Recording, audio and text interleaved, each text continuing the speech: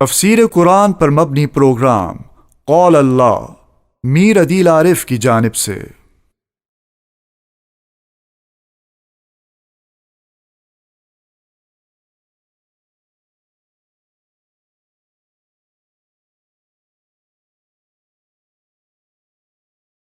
بسم اللہ الرحمن الرحیم نحمده ونصلی علی رسول الکریم اما بعد فاعوذ باللہ من الشیطان الرجیم بسم اللہ الرحمن الرحیم۔ اذان ٹی وی کے پروگرام قال اللہ میں آج ہم سورۃ بنی اسرائیل پارہ نمبر 15 کا چھٹا رکوع آپ کے سامنے پیش کریں گے۔ اس رکوع میں اللہ رب العزت نے مذاکرے کے آداب بیان فرمائے کہ جب آپ کسی سے دین کی دعوت کی بات کرتے ہیں تو اس میں آپ کو کیا روش اختیار کرنی ہے، کیا انداز اختیار کرنا ہے۔ ہر زمانے میں یہ بات رہی ہے کہ مناظرے اور مذاکرے کو مکس کر دیا گیا ہے، گڈمڈ کر دیا گیا ہے اور مناظرہ اسے مقدم کر دیا گیا ہے، مذاکرے کا جو تصور تھا اسے ختم کر دیا گیا ہے۔ مناظرہ کیا ہے کہ سامنے والے کے دلائل سے زیادہ اس کی غلطیوں پر نظر رکھتے ہوئے، اس کی زبان کی لغزشوں پر نظر رکھتے ہوئے، اس سے انسانی غلطیاں جو ہو رہی ہے اس پہ نظر رکھتے ہوئے وہیں پر اس کو روکا جائے۔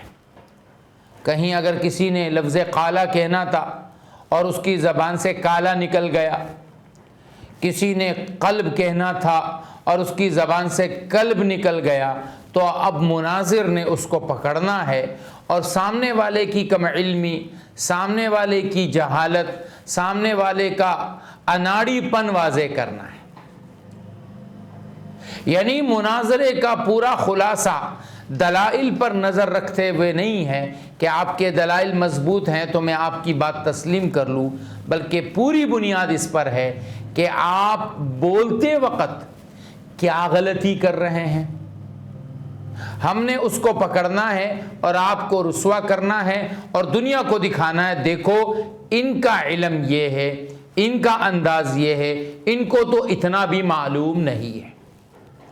جبکہ مذاکرہ کیا ہے کہ آپ نے سامنے والے کو دلائل دینے ہیں، اس کو سمجھانا ہے، اس کے سامنے حق کو پیش کرنا ہے اور پھر اس کے جو اشکالات ہیں ان اشکالات کو اچھے انداز سے پیش کرنا ہے۔ صحابہ رضوان اللہ اجمعین کو آپ علیہ السلام نے جو تعلیم دی وہ یہی تھی کہ جب مصعب بن عمیر رضی اللہ تعالیٰ عنہ مدینہ منورہ گئے اور وہاں کے سرداروں کو انہوں نے دعوت دی تو سامنے سے سرداروں کا لہجہ انتہائی سخت، لیکن آپ نے کیا کہا؟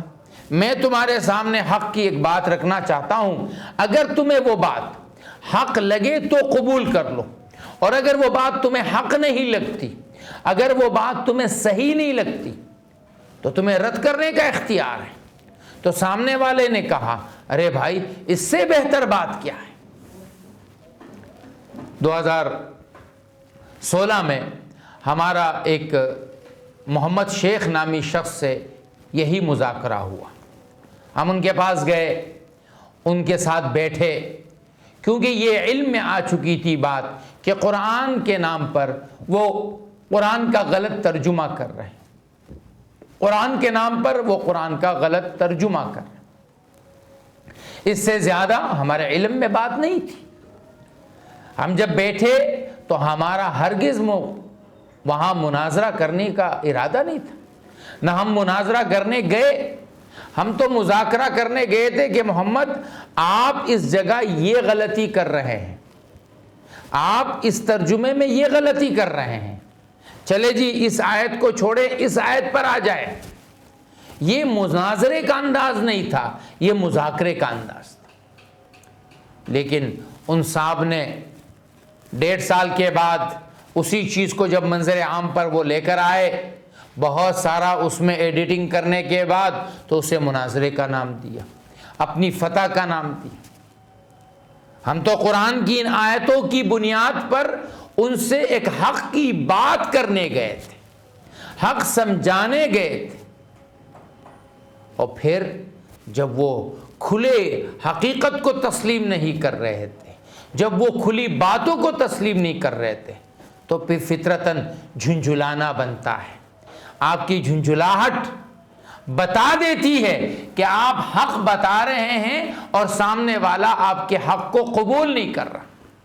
ہمیں انہیں رسوا نہیں کرنا تھا، ہمیں انہیں یہ بتانا تھا کہ آپ کا طرز غلط ہے، اور آپ جتنی بھی آیتیں پیش کر رہے ہیں اس میں یہ غلطی کر رہے ہیں، یہ غلطی کر رہے ہیں، یہ غلطی کر رہے ہیں۔ اب قرآن نے اس بارے میں ہمیں کیا کہا ہے؟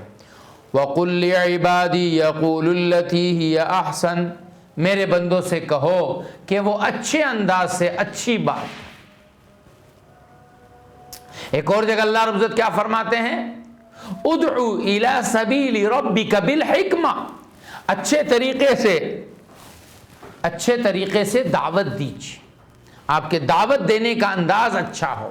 یہاں اللہ رب العزت کیا فرماتے ہیں؟ وَقُلْ لِعِبَادِي يَقُولُ الَّتِي هِيَ أَحْسَنُ، میرے بندوں سے کہو کہ وہ اچھی بات کہیں، بہتر بات کہیں۔ ان الشیطان ینزغ بینہم، شیطان تمہارے بیچ میں جڑپ کرواتا ہے۔ ان الشیطان کان للانسان عدوا مبینا، انسان اس کا سب سے بڑا دشمن کون ہے؟ وہ شیطان ہے۔ شیطان تمہارے بیچ میں دشمنیاں پیدا کرتا ہے۔ حضرت شاہ صاحب نے لکھا ہے، شاہ عبدالعزیز رحمہ اللہ نے، کہ مذاکرہ حق کرنے والا جھنجھلانے لگتا ہے کہ دوسرا صریح حق کو نہیں مان رہا۔ کچھ لوگوں نے اعتراضات کیے کہ مفتی صاحب کہنے لگے بھئی میں تو پریشان ہو گیا۔ پریشان ہونا بنتا ہے جب آپ صریح حق بیان کرتے ہیں اور سامنے والا آپ کے صریح حق کو تسلیم نہیں کرتا، اور وہ ایسے دلائل لے کر آتا ہے ما لم تسمعوا انتم ولا آباؤکم، نہ جو تم نے سنے ہو نہ تمہارے آباء و اجداد نے سنے ہو، تو پھر آدمی جھنجھلا جاتا ہے۔ میں کیا کروں بھائی، میں تمہیں کیسے سمجھاؤں؟ میرے نبی علیہ السلام کی یہی کیفیت جب دعوت دیتے دیتے بنی تو اللہ نے قرآن میں فرمایا فَلَعَلَّكَ بَاخِعُ نَفْسَكَ عَلَىٰ آثَارِهِمْ إِن لَّمْ يُؤْمِنُوا بِهَذَا الْحَدِيثِ أَسَفًا، آپ اپنے آپ کو ہی مار ڈالیں گے، اپنے آپ کو ہی ختم کر ڈالیں گے کہ یہ لوگ ایمان نہیں لائے۔ نہیں، آپ کو پریشان ہونے کی اتنی ضرورت نہیں ہے۔ إِنَّكَ لَا تَهْدِي مَنْ أَحْبَبْتَ وَلَكِنَّ اللَّهَ يَهْدِي مَن يَشَاءُ، ہدایت آپ کے ہاتھ میں نہیں ہے، ہدایت تو اللہ کے ہاتھ میں۔ تو مذاکرہ حق کیجئے، مذاکرہ حق کو حق کے طریقے سے کیجئے۔ ایک بات جو اس سے قبل بھی میں نے بات عرض کی تھی کہ حق بات ہو، حق نیت ہو، حق طریقہ ہو اور حق موقع ہو، وہ بات ضرور اثر کرتی ہے، لیکن اگر مقصود سامنے والے کی تذلیل ہو، سامنے والے کی عزت کی دھجیاں اڑانی ہو، تو پھر وہ حق نہیں ہے۔ آپ کا لہجہ نرم ہو، کہتے ہیں نا کہ اس زمانے کے سب سے بڑے کافر کے پاس جب اللہ رب العزت نے حضرت موسیٰ علیہ السلام کو بھیجا تو کیا فرمایا؟ وَقُولَا لَهُ قَوْلًا لَيِّنًا، اے موسیٰ جا تو میرے سب سے بڑے دشمن کے پاس ہو جس نے میرے مقابلے میں خدائی کا دعویٰ کیا ہے، اور خدائی بھی ایسی ویسی دعویٰ نہیں، ایسی ویسی خدائی کا دعویٰ نہیں۔ کیا کہا؟ انا ربکم الاعلی، میں سب سے بڑا خدا ہوں۔ یہ دعویٰ علماء فرماتے ہیں مفسرین کہ فرعون کے علاوہ ربکم الاعلی کا دعویٰ کسی نے نہیں کیا، لیکن ان کے پاس دعوت دینے کے لیے جب 2 نبیوں کو بھیجا جا رہا ہے تو کیا کہا جا رہا ہے؟ وَقُولَا لَهُ قَوْلًا لَيِّنًا۔ تاریخ میں آتا ہے کہ اپنے زمانے کے ایک بہت بڑے بزرگ مامون رشید کے پاس آئے اور بڑے سخت لہجے میں ان کو دعوت دی کو حق کی طرف، کیونکہ مامون رشید جو ہے وہ خلق قرآن کا قائل تھا۔ مامون رشید تھا تو بڑا عالم آدمی، تو مامون نے کہا کہ آپ سے افضل یعنی موسیٰ کو جب مجھ سے بدتر فرعون کے پاس بھیجا گیا تو بھی یہ کہا گیا وَقُولَا لَهُ قَوْلًا لَيِّنًا، نرم بات کیجیے۔ مذاکرہ جب بھی ہو، دین کی بات جب بھی ہو، اس میں اختلاف کی وہ نوعیت نہ ہو کہ جس سے ایک دوسروں کی عزتیں اچھالی جائیں۔ کسی شخص نے دوسرے سے کہا مجھے ایک معتبر آدمی نے آپ کے بارے میں غیبت کرتے ہوئے یہ بات کہی، فرمایا جو آدمی غیبت کرے وہ معتبر کیسے ہو سکتا ہے؟ دین کی خدمت کرنے والے وہ ایک دوسرے کی بے عزتیاں کر کے، ایک دوسرے کی کمزوریوں کو واضح کر کے دین کی خدمت کر رہے ہیں۔ یہ کون سی دین کی خدمت ہے؟ دیکھا فلاں صاحب کسی کی شادی میں چلے گئے، آپ نے کلپ بنا ڈالی اس کے اوپر، کیسا اعتبار، کیسا آپ کا احترام؟ آپ نے اس صاحب معاملہ سے اس بات کو پوچھا؟ گزشتہ روز ہمارے ایک دوست ہیں، انہوں نے مجھے کہا مفتی صاحب طارق جمیل صاحب نے نکاح پر 10 لاکھ روپے لے لیے۔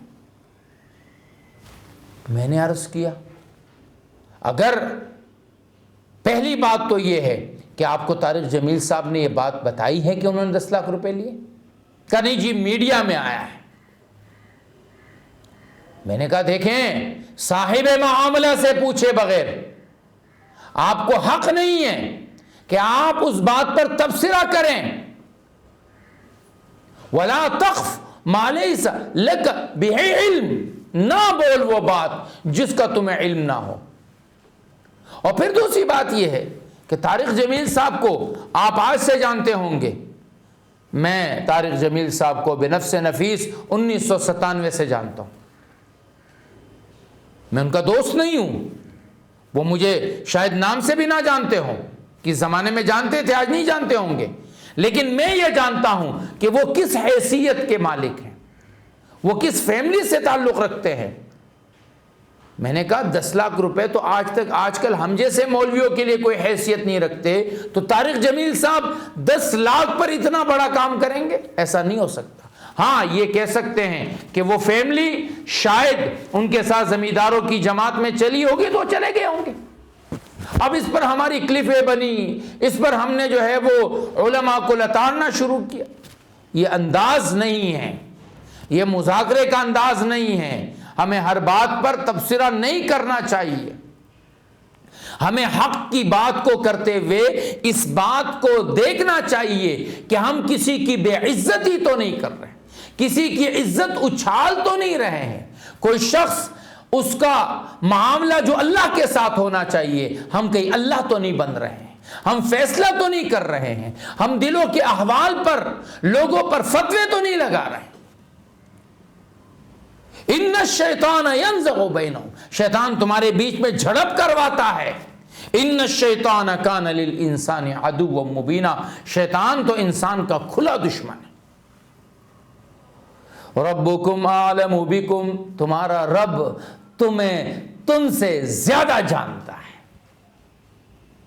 کسی آدمی کا خیر جب زیادہ ہو تو اس کے خیر پر آپ فیصلہ کیجیے۔ علماء کی اکثریت وہ خیر پر ہے، ان کی زندگیاں خیر پر ہیں۔ اگر ایک آدھ چوک کسی انسان سے ہو جاتی ہے، آپ علمی اشکال کیجیے۔ میں ہمیشہ یہ بات کہتا ہوں کہ علمی اشکالات کبھی رکنے نہیں چاہیے، ورنہ جمود کا شکار ہو جائیں گے۔ اتخذوا احبارهم ورهبانهم انہوں نے اپنے بڑوں کو، اپنے علماء کو خدا کے درجے کا بنا دیا؟ نہیں، جو غلطی کرے گا غلطی کو واضح کریں گے۔ حضرت فلاں صاحب آپ نے اس بات کے، اس روایت کے بیان کرنے میں غلطی کر ڈالی، کوئی حضرت صاحب آپ نے فلاں مسئلہ غلط بیان کیا، علی الرأس والعین، قبول کریں گے۔ لیکن اس کا یہ مطلب کہ اگر میں نے کسی عالم کے بارے میں علم اشکال کیا تو ان کے متعلقین اٹھ کر کہیں گے اجی آپ کو تو ان سے جلن ہے، آپ تو ان سے جلتے ہیں، آپ کو تو ان سے دشمنی ہے، ایسا ہرگز نہیں ہے، ایسا ہرگز نہیں ہے۔ علماء کی آپس میں جو علمی اختلافات ہے صحابہ کے دور سے چلے ہیں، صحابہ کے دور سے چلے ہیں، تابعین کے دور میں چلے ہیں، تبع تابعین کے دور میں چلے ہیں، ہر زمانے میں چلے ہیں، لیکن کبھی کسی نے یہ نہیں کہا کہ یہ دشمنی کی بنیاد پر ہے۔ اور جہاں ذاتی دشمنیوں کی بنیاد پر ایسے اختلافات کیے گئے ہیں اسے بھی امت نے واضح کی۔ ان یشاء یرحمکم او ان یشاء یعذبکم وما ارسلناک علیہم وکیلا۔ اے میرے حبیب، اللہ جسے چاہے اس پر رحم کر دے، اللہ جسے چاہے اس کو رحم کرے، لیکن اگلی بات، عذاب چاہے جس کو دے دے، رحم چاہے جس پر کر دے، لیکن وما ارسلناک علیہم وکیلا، اے میرے محبوب ایک بات یاد رکھ لیں کہ ہم نے تمہیں ان کا ذمہ دار نہیں بنایا۔ تم جھنجھلا جاؤ گے، حق قبول کیوں نہیں کر رہے ہیں؟ وما ارسلناک علیہم وکیلا، ہم نے آپ کو ان کا ذمہ دار نہیں بنایا کہ وہ ذمہ داری آپ کے اوپر ہے کہ آپ حق قبول کروا کر رہیں گے۔ یہاں دو باتیں پھر میں عرض کرتا ہوں، ایک ہے ہرا کر آنا، ایک ہے حق بتا کر آنا۔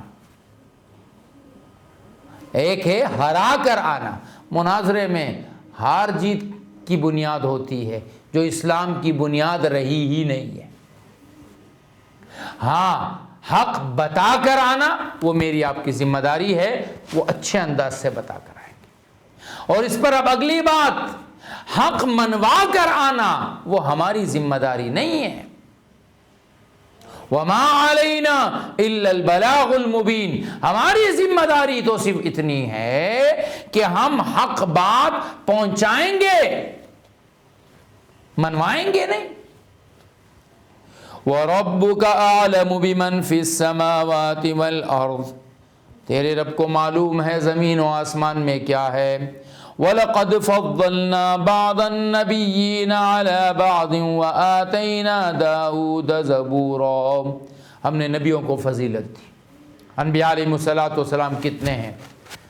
2 لاکھ، 1.25 لاکھ، کوئی متعین صحیح روایت اس متعلق موجود نہیں ہے، کمزور روایات ہیں، اس میں ایک 1.25 لاکھ کا ہے، ایک میں 2 لاکھ کا ہے۔ رسول کتنے ہیں جی؟ 313 ہیں۔ اولو العزم رسول کتنے ہیں؟ اعلیٰ درجے کے رسول 5، آدم علیہ السلام، نوح علیہ السلام، ابراہیم علیہ السلام، موسیٰ علیہ السلام، عیسیٰ علیہ السلام اور حضرت محمد مصطفیٰ صلی اللہ علیہ وسلم، یہ 5 اولو العزم رسول ہیں۔ انہی کتابیں بھی ان کو دی گئی۔ نوح علیہ السلام کو آدم ثانی کہا جاتا ہے۔ ابراہیم علیہ السلام کے بعد آنے والے تمام نبی ابراہیم علیہ السلام کی اولاد میں سے۔ یہ نبی ہیں اور بعض نبیوں کو، بعض نبیوں پر اللہ نے کیا دی ہے؟ فضیلت دی۔ تلک الرسل فضلنا بعضهم علی بعض، یہ رسول ہیں، بعض کو بعض پر ہم نے کیا دی ہے؟ فضیلت دی۔ وَآتَيْنَا دَاوُودَ زَبُورًا، 4 مشہور کتابوں میں سے ایک کتاب زبور وہ داؤد علیہ السلام کو دی گئی۔ بنیادی شریعت موسیٰ علیہ السلام والی تھی، پھر زبور بھی دی گئی۔ قُلِ ادْعُوا الَّذِينَ زَعَمْتُم مِّن دُونِهِ فَلَا يَمْلِكُونَ كَشْفَ الضُّرِّ عَنكُمْ وَلَا تَحْوِيلًا، ان سے کہہ دیں کہ پکارو ان لوگوں کو جن کو تم اللہ کے سوا پکارتے ہو، جن کو اللہ کے سوا تم خدا مانتے ہو، مشکل کشا مانتے ہو، حاجت روا مانتے ہو، ایسا مانتے ہو کہ وہ ہوں گے تو ہمارے کام بنیں گے، ان کو پکار لو، پکار لو ان کو۔ فلا یملکون، ان کو کوئی بھی اس بات کا اختیار نہیں ہے کہ کشف الضر عنکم، تکلیفیں تمہاری ہٹا دیں، ولا تحویلا، نہ اس کو تبدیل کر سکے، ایسی کوئی طاقت ان کے پاس نہیں۔ آج بھی ہمارے ساتھ یہ مسائل کرونا وائرس کی شکل میں ہمارے سامنے ہیں۔ ساری دنیا اس وقت پریشان تھی گزشتہ 1 سال سے، اور اب دوبارہ پریشانیاں سر اٹھا رہی ہے، پھر سے لاک ڈاؤن کی باتیں چل رہی ہیں، وہ کر لیں گے، وہ یوں کر لیں گے، وہ یوں کر لیں گے۔ کرنے والی ذات ایک اللہ کی ہے۔ مشکلات کو حل کرنے والی ذات ایک اللہ کی ہے۔ خدا رب العزت کے سوا نہ مصیبتوں کو کوئی لا سکتا ہے، نہ مصیبتوں کو کوئی اٹھا سکتا ہے۔ خدا رب العزت کی طرف متوجہ ہونا، خدا رب العزت سے اپنے گناہوں کی توبہ کرنا اور ان مشکلات کی حل کے لیے دعا کرنا، یہی سب سے بڑا حل ہے۔ اولئک الذین یدعون یبتغون الی ربہم الوسیلہ ایہم اقرب ویرجون رحمتہ ویخافون عذابہ ان عذاب ربک کان محذورا۔ اولئک الذین، وہ لوگ، یدعون، جن کو تم پکارتے ہو، یبتغون الی ربہم الوسیلہ، وہ تو خود اللہ کی طرف وسیلہ پکڑتے ہیں، اللہ کی چاہت پر چلتے ہیں۔ ایہم اقرب، کہ کون اللہ کے زیادہ قریب ہے، ویرجون رحمتہ، اللہ کی رحمت کی امید رکھتے ہیں، ویخافون عذابہ، اللہ کے عذاب سے ڈرتے ہیں۔ ان عذاب ربک کان محذورا۔ علماء فرماتے ہیں کہ جنات کو یہ مشرکین پوجتے تھے، ان کی عبادت کرتے تھے، پھر وہی جنات مسلمان ہو گئے۔ اجتمع نفر من الجن فقالوا انا سمعنا قرآنا عجبا، جب جنات کی ایک جماعت نے قرآن کو سنا، کہنے لگے عجیب کلام ہے۔ مسجد جن جو معلّہ قبرستان کے پاس ہے، وہاں اللہ کے نبی عبداللہ بن مسعود رضی اللہ عنہ کو لے کر گئے، ایک دائرہ کیچے عبداللہ بن مسعود کو بٹھایا اور خود جا کر جنات کو دعوت دی، وہ سب مسلمان ہو گئے، اور پھر وہ گئے اور اپنی قوم کو بھی انہوں نے دعوت دی۔ سورۃ جن جو 28ویں 29ویں پارے میں ہے، 29ویں پارے میں، اس میں اللہ نے اس پورے واقعے کو ذکر کیا۔ تو اب ان جنات کو یہ مشرکین پکارتے تھے، اور وہ جنات اللہ کو پکارتے تھے۔ تو اللہ فرماتے ہیں کہ جن کو تم پکارتے ہو اپنی مشکلات کے حل کے لیے، وہ تو خود اللہ رب العزت کی رضا چاہتے ہیں، اللہ رب العزت کی چاہت میں کوششیں کرتے ہیں، وسیلہ پکڑتے ہیں۔ یہاں سے ہمارا ایک مشہور مسئلہ شروع ہوتا ہے کہ وسیلہ کیا ہے؟ کچھ کہتے ہیں جائز ہے، کچھ کہتے ہیں ناجائز ہے۔ وسیلے کی بنیادی طور پہ 4 شکلیں بنتی ہیں۔ ایک ہے اللہ کو اللہ کی ذات کا وسیلہ دینا، تجھ کو تیری رحمتوں کا وسیلہ ہے، تجھ کو تیری عظمتوں کا وسیلہ ہے، تجھ کو تیرے ناموں کا وسیلہ، تجھ کو تیرا واسطہ، تجھے تیرے رحم و کرم کا واسطہ، جائز، افضل، اعلیٰ۔ اے اللہ فلاں زمانے میں میں نے فلاں کام کیا تھا، تو جانتا ہے وہ کام میں نے تیری رضا کے لیے کیا تھا، بالکل جائز۔ بخاری شریف کی مشہور حدیث ہے، 3 آدمی غار میں گئے تو ایک بڑا سا چٹان لڑک کے ان کے غار کے منہ میں آ گیا، انہیں کہا جی اب اللہ کے سوا بچانے والا کوئی نہیں ہے، اپنے وہ اعمال جو تم نے اللہ کے لیے کیے ہیں، خالصتاً اللہ کے لیے کیے ہیں، ان اعمال کو اللہ کے سامنے پیش کرو۔ اور انہوں نے پیش کرنا شروع کر دی۔ تو اللہ کو اپنے اعمال کا وسیلہ دینا جائز، اللہ رب العزت کو کسی زندہ بزرگ شخصیت کا وسیلہ دینا، یا اللہ ان کی واسطے سے، ان کی محبت کا واسطہ ہم آپ سے یہ عرض کرتے ہیں کہ ہماری اس مشکل کو حل فرما دیں، بالکل جائز، بالکل جائز۔ اور تیسری چوتھی چیز، اللہ رب العزت کو کسی وفات شدہ بزرگ نبی کا واسطہ دینا، یہ اختلافی معاملہ ہے۔ امام شافعی اور امام مالک رحمہ اللہ کے نزدیک یہ توسل درست نہیں ہے، امام ابو حنیفہ رحمہ اللہ اور امام احمد بن حنبل رحمہ اللہ کے نزدیک یہ درست ہے۔ لہذا وسیلے کی 3 شکلیں تو بالاتفاق جائز ہیں۔ وسیلے کی آخری شکل کہ کسی مردہ انسان کی، اے اللہ آپ کو آپ کے حبیب حضرت محمد مصطفیٰ صلی اللہ علیہ وسلم کی محبت کا واسطہ آپ اس امت کے حال پر رحم فرما دیں۔ آج کل ہمارے ہاں جو بزرگان دین ہیں ان کے پاس جائیں، ان سے دعا کرائیں اور اللہ سے کہیں یا اللہ ان بزرگوں کا ہم آپ کو واسطہ دیتے ہیں، مشکلات کو حل فرما دیں۔ وَإِن مِّن قَرْيَةٍ إِلَّا نَحْنُ مُهْلِكُوهَا قَبْلَ يَوْمِ الْقِيَامَةِ أَوْ مُعَذِّبُوهَا عَذَابًا شَدِيدًا كَانَ ذَلِكَ فِي الْكِتَابِ مَسْطُورًا، جو کوئی ایسی بستی نہیں ہے مگر ان پر عذاب آئے گا، قیامت سے پہلے ہلاکت آئے گی اس پر۔ اب وہ اسباب کیا ہوں گے؟ وہ اسباب وہ گناہوں کے اسباب ہوں گے۔ اور یہ آیت اگر آج کے اس زمانے پر منطبق کی جائے تو کون سا ملک ہے جو اس عذاب سے بچا ہوا ہے؟ ترقی یافتہ ہو، ترقی پذیر ہو، پسماندہ ہو، کون سا ملک ہے جس نے کرونا وائرس نے اس کو افیکٹ نہیں کیا، اس کو پریشان نہیں کیا؟ اللہ کا وعدہ تو پورا ہو چکا ہے۔ کان ذالک فی الکتاب مسطورا، یہ لکھا گیا ہے، ہو کر رہے گا۔ یہ عذاب کی کوئی نہ کوئی شکل، ہلاکت کی کوئی نہ کوئی شکل تو آ کر رہے گی۔ وَمَا مَنَعْنَا أَن نُرْسِلَ بِالْآيَاتِ إِلَّا أَن كَذَّبَ بِهَا الْأَوَّلُونَ وَآتَيْنَا ثَمُودَ النَّاقَةَ مُبْصِرَةً فَظَلَمُوا بِهَا وَمَا نُرْسِلُ بِالْآيَاتِ إِلَّا تَخْوِيفًا۔ مشرکین ہر وقت مانگتے تھے معجزہ، معجزہ، الگ سا کچھ دکھاؤ۔ اللہ رب العزت فرماتے ہیں ضرور دیں گے، ضرور دیں گے۔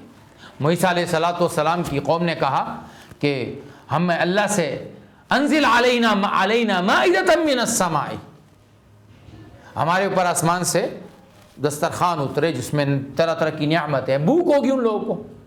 تو اللہ نے فرمایا عیسیٰ نازل تو کر لیں گے، لیکن اگر اس کے بعد یہ نافرمانی کریں گے تو پھر ان کی خیر نہیں ہوگی، ہم نے ان پر عذاب نازل کرنا ہے۔ یہی بات اللہ فرماتے ہیں کہ اے میرے نبی، اے میرے محمد، ہم چاہیں تو نشانیاں، معجزے نازل کر سکتے ہیں، لیکن ہمارے معجزے اس لیے ہوتے ہیں کہ تم ڈر جاؤ کہ جو اللہ یہ سب کچھ کرنے پر قادر ہے وہ ہمیں عذاب دینے پر بھی قادر ہے۔ وَمَا نُرْسِلُ بِالْآيَاتِ إِلَّا تَخْوِيفًا، آیات کے نازل کرنے کا مقصود کیا ہے؟ تم میں خوف آ جائے، ڈر آ جائے۔ وَإِذْ قُلْنَا لَكَ إِنَّ رَبَّكَ أَحَاطَ بِالنَّاسِ، اور جب ہم نے تجھ سے کہا تھا کہ تیرے رب نے ان لوگوں کو گھیر لیا ہے، یعنی یہ سمجھتے ہیں کہ ان کے اعمال اللہ کی نظر میں نہیں ہیں۔ نہیں، آپ بے فکر ہو جائیں، ہم ان کے فرمائشی پروگرام اگر پورے نہیں کریں گے تو یہ سمجھتے ہیں ہم کچھ نہیں کر سکتے، تیرے رب نے ان کو گھیرا ہوا ہے۔ وَمَا جَعَلْنَا الرُّؤْيَا الَّتِي أَرَيْنَاكَ إِلَّا فِتْنَةً لِلنَّاسِ وَالشَّجَرَةَ الْمَلْعُونَةَ فِي الْقُرْآنِ وَنُخَوِّفُهُمْ فَمَا يَزِيدُهُمْ إِلَّا طُغْيَانًا كَبِيرًا، اور وہ جو ہم نے آپ کو خواب دکھایا تھا وہ اس لیے تاکہ لوگوں کو آزمایا جائے۔ اب اس پہ علماء فرماتے ہیں کہ خواب سے مراد کیا تھا۔ بعض کہتے ہیں کہ اس سے معراج کا خواب تھا، کیونکہ معراج ایک مرتبہ اقوال یہ ہے کہ منامی ہوا ہے اور ایک مرتبہ بدنی ہوا ہے، اور بعض علماء فرماتے ہیں کہ یہاں پر خواب سے مراد یہ ہے کہ ہے تو وہ حقیقت میں، لیکن آدمی کہتا ہے نا میں تو ایسا لگ رہا ہے جیسے خوابوں کی دنیا میں چل رہا ہوں، تو وہ ایک رات میں پورا جو نظام دکھایا گیا وہ ایسا لگا جیسے خواب ہے. تو اللہ فرماتے ہیں یہ سورۃ بنی اسرائیل ہے اور وہی خواب کا وہی معراج کا سلسلہ ہے. تو اللہ فرماتے ہیں وہ جو ہم نے آپ کو دکھایا تھا صرف ایک فتنے کے طور پر، آزمانے کے طور پر. وَالشَّجَرَةَ الْمَلْعُونَةَ فِي الْقُرْآنِ، اور وہ قرآن میں زقوم کے جس درخت کو کہا گیا ہے کہ وہ شجرہ ملعونہ ہے. ہمارے بہت ہی محترم استاد محترم مفتی ضیاء الحق خان صاحب نے اسٹرابری کے بارے میں فرمایا تھا کہ جی یہ زقوم ہے اور اس کا کھانا جائز نہیں ہے اور یہ جہنمیوں کا پھل ہے. اس پر ہماری تنبیہات بھی موجود ہے کہ یہ حضرت سے غلطی ہوئی ہے اور یہ تحقیق ان کی غلط ہے. اسٹرابری جہنم کا پھل نہیں ہے، زقوم یہ نہیں ہے. وَنُخَوِّفُهُمْ، اور ہمارا مقصود یہ ہے کہ ہم ان کو ڈراتے رہتے ہیں، ہم ان کو ڈراتے رہتے ہیں. فَمَا يَزِيدُهُمْ إِلَّا طُغْيَانًا وَكَبِيرًا، لیکن مشکل یہ ہے کہ جتنا ہم ان کو ڈراتے ہیں جب حق ان کے دل میں اترتا نہیں ہے تو ان کی سرکشی بڑھتی چلی جاتی ہے، یہ مزید سرکش ہوتے چلے جاتے ہیں. اور علماء یہی انسان کی بدبختی کی علامت زندگی میں یہ قرار دیتے ہیں کہ اگر آپ نے کسی کے بارے میں یہ دیکھنا ہے کہ یہ آدمی اب اس کے اوپر بدبختی کی مہر لگ گئی، جیسے جیسے اس کی عمر بڑھتی جائے ویسے ویسے اللہ اور اس کے رسول سے اس کی نفرت بڑھتی جائے. کیونکہ حدیث میں آتا ہے کہ بہترین مومن وہ ہے جس کی عمر بڑھتی جائے وَحَسُنَ عَمَلَهُ، اور اس کے اخلاق اور اعمال اچھے سے اچھے ہوتے چلے جائیں.